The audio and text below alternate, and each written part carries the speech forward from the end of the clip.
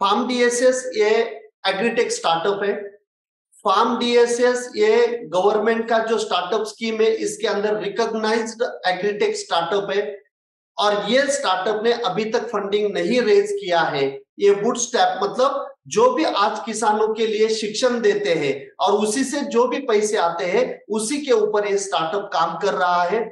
ये स्टार्टअप खेती में काम करता है, मतलब खेत में ही इनका सेटअप है और खेत में ही सब लोग काम करते हैं। और जो भी किसानों के लिए, जैसे कि फार्म डीएसएस मोबाइल एप्लीकेशन आपने देखा होगा, एग्री एकेडमी एप्लीकेशन आपने देखा होगा, ये बिल्ड करने वाली टीम अपनी खेत में ऑफिस पे बैठती है। और जब मैं उनको बोलता हूं चलो 12 बजे अपन खेत में चलते हैं, वो बोलते हैं सर इतने धूप में। मैंने बोल चलो, अपने किसान तो दोपहर में ही खेत में रहते हैं। और जब मैं खेत में जाता हूं उनको बोलता हूं कि चलो रिक्वेस्ट रेज करो, वो बोलते सर दिखता नहीं है, सनलाइट बहुत तेज है। तो किसान क्या रात को ही कंप्लेंट रेज करेगा क्या या एडवाइजरी मांगेगा क्या? तो वो तो बेचारा खेत में होता है, बेचारा नहीं, वो तो खेत में होता है और हमेशा उसको दिखना चाहिए, उतना ब्राइट स्क्रीन आपका होना चाहिए। ऐसा ही एग्रीटेक स्टार्टअप है। और जो काम करने वाला साइंटिस्ट होता है वो खेत में रहेगा तो अच्छा साइंटिस्ट वो बनेगा, क्योंकि वो किसान के साथ में काम करेगा। ये हमारा एक मेन पर्पस है कि खेत में क्यों है। बड़ी बड़ी बिल्डिंग्स में भी ये स्टार्टअप रहते हैं, लेकिन क्या किसानों के साथ में वो इतना मिलजुल के काम करते हैं क्या? तो इसका आंसर आता है नहीं। तो जो भी अपना 16 एकड़ का पूरा फार्म है, इस फार्म पे ये स्टार्टअप का सेटअप है। और वहां पे अभी पोमोग्रेनेट एक अपना पहला फसल था जो अनार, सेकेंड सोयाबीन था। सोयाबीन 1 एकड़ में हमने 25 क्विंटल तक एवरेज ले लिया है। उसके बाद प्याज जो कांदा बोलते हैं, ओनियन बोलते हैं, इसमें 25 क्विंटल का यील्ड ले लिया है। तो जो भी मैनेजमेंट प्रैक्टिसेस है, सीड रेट है, स्पेसिंग है, प्लांटिंग मेथड है, ड्रिप इरिगेशन है, स्प्रिंकलर इरिगेशन है, कौन से पीजीआर का इस्तेमाल करना है, कौन से इंसेक्टिसाइड फंजीसाइड का इस्तेमाल करना है, न्यूट्रिशन कैसे देना है, ये सब चीजों के ऊपर हम काम करते हैं। ना कि ओनली मारो और डालो, ये 2 चीजों के ऊपर तो होता ही है, लेकिन बाकी चीजें भी बहुत इंपॉर्टेंट होती है। और अनार में जब हमने पहले स्टार्ट किया था 2007 में, 2007 से लेके अभी तक सिंगल स्टेम में आपका पौधा चाहिए जो कि कैनोपी उसकी खुद मैनेज करता है। बेड के ऊपर ही प्लांटेशन होना चाहिए, गड्ढे के अंदर प्लांटेशन करके कभी भी स्टेम को मिट्टी में मत डालो। ये सबसे पहले फार्म डीएसएस या बीटी गोरे ने बोला हुआ है। डबल लैटरल चाहिए और मिट्टी का पानी पकड़ने का क्षमता कितना है उसके हिसाब से आपका single lateral, double lateral, inline, online कैसे चाहिए, वो पूरा का पूरा 5 सूत्र में फार्म डीएसएस के माध्यम से सबसे पहले दिया गया है। उसके बाद कभी भी अनार का पौधा 9 फीट से ज्यादा नहीं होना चाहिए, 4 फीट तक ही उसको फूल लगते हैं, तो ज्यादा ऊंचाई वाला पौधा नहीं करना है। उसके बाद अवेना न्यूट्रीमिक्स घर पे ही आप माइक्रो न्यूट्रिएंट बनाइए 10 रुपए लीटर वाला। ये भी फॉर्मूला सबसे पहले फार्म डीएसएस ने दिया है। जो कॉटन की एक स्लरी होती है जो 1200-1300 रुपए खर्चे में 10 रुपए 15 रुपए रेट प्रति किलो ज्यादा आता है और बढ़िया 1-1 टन ज्यादा यील्ड आता है सिर्फ 1200-1300 रुपए में। ये भी फॉर्मुलेशन सबसे पहले फार्म डीएसएस ने, बीटी गोरे ने लोगों को दिया हुआ है। जब तक कोविड नहीं था तब तक मेरे खेत पे लोग आके ट्रेनिंग लेते थे, लेकिन कोविड के बाद आना पॉसिबल नहीं था। इसलिए ये जो वेबिनार है, ये वेबिनार का मदद से बड़ी स्क्रीन लगा के, जूम का एप्लीकेशन करके, उसके ऊपर ड्रॉ करके, जैसे कि फील आना चाहिए कि बीटी गोरे के साथ ही बैठे हुए और वो समझा रहा है। ये फील देके किसानों को आज अपन एक एक क्रॉप के अंदर जाके अच्छी तरह से गाइडेंस करते हैं। अभी भी अराउंड 580-87 लोग आ चुके हैं, 87। तो इतने लोग वेबिनार में आते हैं, फ्री वेबिनार में आते हैं। कभी भी कोई भी वेबिनार होता है 100 लोग, 150 लोग, बहुत ज्यादा इतने ही लोग आते हैं, लेकिन यहाँ पे हर हफ्ते इतने लोग आते हैं। और जैसे कि आज का वेबिनार है, इतने बड़े बड़े साइंटिस्ट हैं, इतने बड़े बड़े एंटरप्रेन्योर हैं, उनको आपके सामने लेके आए हैं, जो कि उनके कुछ प्रोडक्ट है, उनके पास कुछ टेक्नोलॉजी है, ये टेक्नोलॉजी भी आपको मिलना चाहिए। ये मेन पर्पस फार्म डीएसएस का है कि जो भी टैलेंट मार्केट में है उनको एक लेवल पे लेके आइए और वो डिजिटल माध्यम से आप तक उनको पहुंचाना है। आम जो है डॉक्टर भगवान राव कापसे, जो केशर आम में उनका बहुत बड़ा काम है, उनको भी एग्री एकेडमी एप्लीकेशन में उनके पूरे के पूरे वीडियोस, उनका पूरा ई बुक मैंगो का पूरा अवेलेबल है अपने एग्री एकेडमी एप्लीकेशन में। और इतने सस्ते में ये पूरा का पूरा ज्ञान फार्मर्स को मिलेगा, ये मेन पर्पस है। और सबसे इंपॉर्टेंट, अगर टेक्नोलॉजी किसी को सिखाना चाहिए तो एंड यूजर को, और एग्रीकल्चर में एंड यूजर होता है किसान। 24 आवर वो क्रॉप के साथ में काम करने वाला है किसान। और हम यही मानते हैं किसान से अच्छा साइंटिस्ट दूसरा कोई भी नहीं है। तो किसान सीखेगा तो ही सबको अच्छा खिलाएगा। और मेन पर्पज यही है, अगर डॉक्टर कोई होंगे तो नाराज मत होना, अगर किसान ने सही में अच्छा प्रोडक्शन अगर कर लिया, रेसिड्यू फ्री और न्यूट्रिशियस खाने के लिए सेफ फूड अगर वो बनाएगा, तो मैं बोलता हूं फार्मास्यूटिकल और मेडिकल इंडस्ट्री का धंधा कम होगा। ये कम करना है तो सिर्फ किसान के हाथ में है, क्योंकि आज जितनी भी अपनी वाट लग चुकी है, 100 ईयर्स से हमने हमारा लाइफ 65 ईयर्स तक लेके आए हैं। 100 सवा 100 केजी का बोरी, गेहूं का बोरी उठाने वाले जो यूथ थे, आज 50 किलो की बोरी भी नहीं उठा पाते, जो कि बाहर से घर में लेके जाके उसका स्टैकिंग करते थे। आज 100 किलो का बोरी कोई नहीं उठाता। हर एक तहसील में आईवीएफ सेंटर आए हुए हैं, टेस्ट ट्यूब बेबी सेंटर आए हुए हैं, जो कि स्टेरिलिटी के प्रॉब्लम बहुत ज्यादा बढ़ रहे हैं। हर एक घर में कैंसर और डायबिटीज जैसे बीमारी आ चुकी है। तो इसका अगर जवाबदारी किसी को लेना है, इसका अगर रिस्पॉन्सिबिलिटी किसी को लेना है, तो फूड बनाने वाला जो किसान है उनको लेना है। हम सिर्फ बोलते हैं कि हमारे पूर्वज जो थे अच्छा खाते थे, हाइब्रिड नहीं था, देसी खाते थे, केमिकल नहीं डालते थे, उनको अच्छा, लेकिन ये तो आज हम भी करते हैं। इसीलिए जो एक हमारा कंसेप्ट है कि खुद का फार्म, अपने फैमिली का फार्म, और उसके अंदर एक देशी गोवंश, एक गाय और उसका एक छोटा सा बछड़ा अगर वहीं पे रहेगा, उसी का ही दूध, उसी का ही दही, उसी का ही मक्खन, उसी का ही छाछ, उसी का ही घी अपने घर में आएगा, और उसी के गोबर से और उसी के गोमूत्र से स्लरी बन के अपने घर पे जो खाना खाना है उस खेत में वो इस्तेमाल होगा।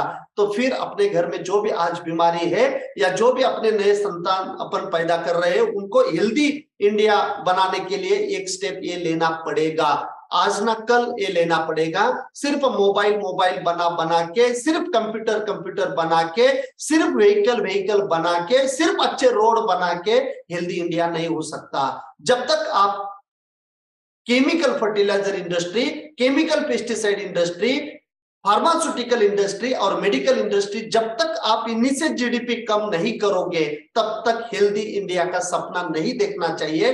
ये एक विजन लेके काम कर रहे हैं, किसानों को एजुकेट कर रहे हैं, उनको ज्यादा पैसे मिलना चाहिए और ज्यादा से ज्यादा पैसे उनके जेब में रहना चाहिए। इनके लिए काम करने वाला ये फार्म डीएसएस एग्रीटेक स्टार्टअप है, जो कि हम कभी भी पीपीटी नहीं दिखाते, लेकिन आज 60,000 लोग फार्म डीएसएस के साथ में जुड़े हुए हैं। फार्म डीएसएस मोबाइल एप्लीकेशन और एग्री एकेडमी एप्लीकेशन, दो मोबाइल एप्लीकेशन आज एंड्रॉइड और आईओएस में अवेलेबल है। लोग उसको इस्तेमाल कर रहे हैं, और जो भी वहां से पैसे आते हैं वो पैसों का ही इस्तेमाल करके आज पीएचडी होल्डर्स अपने साथ में खेत में काम कर रहे हैं, और नए नए एक एक फसल में काम करके नया नया टेक्नोलॉजी किसानों के लिए ला रहे हैं, एग्रीकल्चर एक्सटेंशन का काम कर रहे हैं। और उसके अंदर ऐसे वेबिनार लेने के लिए आज के जो भी सभी गेस्ट आए हुए हैं, तो उनका बहुत बहुत धन्यवाद मैं करना चाहता हूं कि आपने संडे के दिन टाइम निकाला। एक एक जो भी गेस्ट है उनका मैं आज आपको परिचय करवा के देता हूं। सबसे पहले है सर, आप आपका वीडियो चालू करिए। सब जो भी आज के पैनलिस्ट हैं उनको मैं रिक्वेस्ट करता हूं कि आपके वीडियोस आप चालू करिए। आज के अपने चीफ गेस्ट है मिस्टर हनुमंतराव गायकवाड़ जी। ये चेयरमैन है बीबीजी ग्रुप, जो है उनके चेयरमैन है, पुणे में स्थित है। और बीबीजी सर उनके भाषण में बताएंगे बीबीजी ग्रुप कितना बड़ा है, लेकिन जो मुझे पता है कि 80,000 एम्प्लॉइज, अभी बड़े होंगे मुझे पता नहीं, लेकिन जिस दिन सर को मैं घर पे मिला था, संडे ही था सर, और दिन भर मैं आपके साथ में था, मुझे आज भी याद है, कोविड से पहले की बात थी। तो 80,000 फार्मर्स, 80,000 एम्प्लॉइज वाली कंपनी सर चला रहे हैं। और सर ही बताएंगे कि पार्लियामेंट से लेके राष्ट्रपति भवन से लेके जितने भी इंडिया में टेम्पल से, वो सब टेम्पल का हाउस कीपिंग का काम करने वाली सर की बीवीजी जो कंपनी है। और सबसे इंपॉर्टेंट, लोगों को अच्छा खिलाना चाहिए, ऑर्गेनिक प्रोडक्ट मिलने चाहिए और ऑर्गेनिक खाना लोगों को मिलना चाहिए। इसीलिए सर ने एग्रीकल्चर में भी एक स्टेप ले लिया है और ऑर्गेनिक में जो भी अच्छा प्रोडक्ट है, जो भी अच्छे साइंटिस्ट है ग्लोबली, इनको सबको इंडिया में लाके एक अच्छा टेक्नोलॉजी किसानों के लिए समर्पित करना चाह रहे हैं। और अभी कुछ प्रोडक्ट लाए भी है, उनके रिजल्ट भी अच्छे हैं। उसमें से ही एक प्रोडक्ट है पॉलिनेटर, जो हनी बी को अट्रैक्ट करता है। तो इसीलिए सर को और सर के जो भी आज महाराष्ट्र के मार्केटिंग एंड सेल्स के जो हेड है मिस्टर अरुण बारगजे जी, वो भी आज अवेलेबल है। सर और बारगजे सर वो दोनों इसके बारे में बात करेंगे। उसके बाद दूसरे जो अपने साइंटिस्ट है वो है श्री डॉक्टर श्री मिलिंद जोशी जी। मेरे बहुत अच्छे फ्रेंड हैं और जोशी साहब केवी के बारामती में है एज अ साइंटिस्ट। और हनी बी के ऊपर जो भी मैंने आज वेबिनार में आपके साथ में बात करता हूं या जब भी कहा फिजिकल मीटिंग्स होती है, जो भी हनी बी के बारे में मैं थोड़ा बहुत जानता हूं, ये only because of doctor Joshi साहब से ही सीखा हूं और वो आपको मैं बताता हूं। आज वो और डिटेल में बात करेंगे। आज का सेशन अपन सिर्फ और सिर्फ क्वेश्चन आंसर, मैं कुछ क्वेश्चंस पूछूंगा आज के जो भी अपने डेलीगेट्स है, पार्टिसिपेंट अपने पैनलिस्ट है उनको, और वो आंसर देंगे ताकि इंटरेक्टिव सेशन अपना रहना चाहिए। तो जोशी साहब आपका बहुत बहुत वेलकम। उसके बाद में है बायोलॉजिकल में बहुत अच्छा state of the art facility, Nashik जैसे महाराष्ट्र का इतना प्रोग्रेसिव एक डिस्ट्रिक्ट है, उसमें अंदर एसके बायोबिज जो कंपनी है, वो कंपनी का पूरा R&D का और नए प्रोडक्ट लाना है और अच्छा काउंट वाले प्रोडक्ट देना है, कम से कम डोज वाले प्रोडक्ट देना है, डेक्सट्रोज फॉर्मुलेशन में देना है। ये सब टेक्नोलॉजी यूएस से सीख के आए हुए, पोस्ट डॉक्टरेट किया है डॉक्टर पराग सौदागर साहब ने, जो कि यूएस से उन्होंने किया हुआ है। बहुत अच्छी टेक्नोलॉजी एग्रीकल्चर में, जो फार्मास्यूटिकल में बायोलॉजिकल प्रोडक्ट का टेक्नोलॉजी इस्तेमाल किया जाता है, वही टेक्नोलॉजी एग्रीकल्चर में कैसे लाना है और वो कॉस्ट इफेक्टिव होना चाहिए। क्योंकि इतनी छोटी टैबलेट होती है, उसका रेट 30-40 रुपए होता है और एग्रीकल्चर में ग्राम्स में या केजी में देना पड़ता है और फार्मर का इनकम उसको कंपेयर करके वो सस्ते में कैसे आएगा। ऐसी टेक्नोलॉजी बिल्ड करके और R&D के ऊपर कॉन्सेंट्रेट करके, मतलब आज जब सर आपके साथ में बात करेंगे, माइक्रो ऑर्गेनिजम्स का उनका प्रोडक्ट है जो बीकेयर नाम से मार्केट में अवेलेबल है। इस पहला साल है उनका, लेकिन इतने सारे किसानों ने मुझे फीडबैक दिया है कि वो इस्तेमाल करने के बाद तुरंत वहां पे हनी भी आती है। तो माइक्रो ऑर्गेनिजम्स का भी क्या रोल होता है, ये मैं सर से पूछूंगा। और ये प्रोडक्ट आपने कैसे दिमाग लगा के किसानों के लिए दे दिया। माइक्रो ऑर्गेनिज्म में जो बायो फर्टिलाइजर होते हैं, उसमें nitrogen fixing, phosphorus solubilising, potash mobilising, ये तो हमने सुना हुआ है। लेकिन calcium solubilising and mobilising bacteria सबसे पहले इंडस्ट्री में सौदागर साहब ने दिया हुआ है। तो श्रेय तो जाना चाहिए, क्योंकि ये किसानों के लिए काम कर रहे हैं। क्योंकि इतनी सारी अपने यहाँ पे कैल्शियम कार्बोनेट वाली मिट्टी है, उसी से ही जो फिक्स हुआ कैल्शियम है, उसी को अवेलेबल करके अगर हम पौधे में दे देंगे, तो ये जो हम कैल्शियम नाइट्रेट या कैल्शियम के इतने सारे फर्टिलाइजर इस्तेमाल कर रहे हैं, उसको हम कम कर सकते हैं। तो सर से भी कुछ क्वेश्चन आज के तारीख में मैं हनी बी के बारे में पूछूंगा। सर, तो आपका बहुत बहुत वेलकम। आप टाइम निकाल के, संडे के दिन टाइम निकाल के आप इस वेबिनार में आए हो। उसके बाद आगे के जो ऑर्गेनिक खा के, या मैं बोल सकता हूं कि उनके ब्लड में, उनके खून में पूरा का पूरा ऑर्गेनिक भरा हुआ है।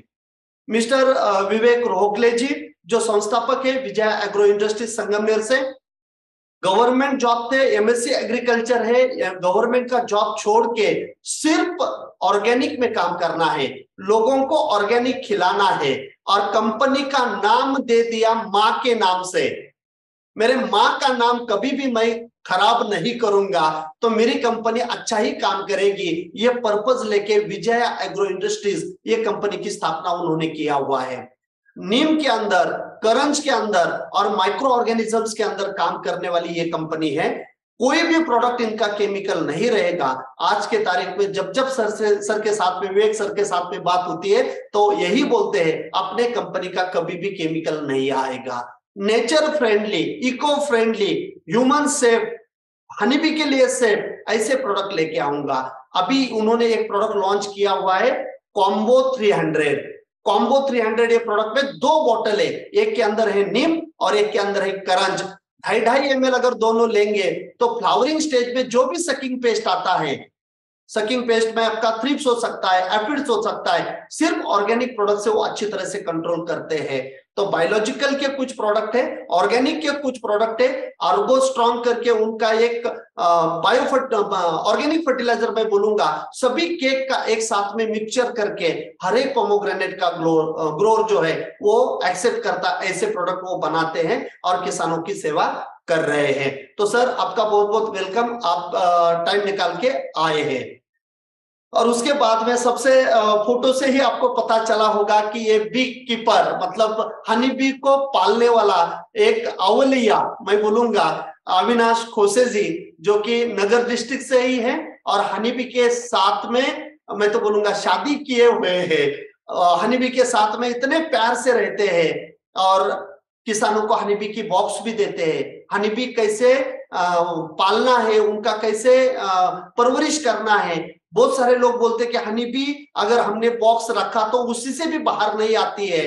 कुछ लोग केमिकल इस्तेमाल करके उसको मार भी देते हैं। उसको क्या खिलाना चाहिए, वो डब्बा रखेंगे तो उसका मुंह किधर होना चाहिए, ये सभी चीजें जो प्रैक्टिकल चीजें होती है, ये सभी प्रैक्टिकल चीजें आपको अविनाश जी आज बताने वाले हैं। एक फार्मर है, एक किसान का बेटा है और एक एंटरप्रेन्योर भी है, किसानों की सेवा कर रहे हैं और वो भी हनीबी के साथ में। हनीबी खुद खाने के लिए, उनका भोजन लेने के लिए वहीं पे जाती है, लेकिन पॉलिनेशन करके देती है।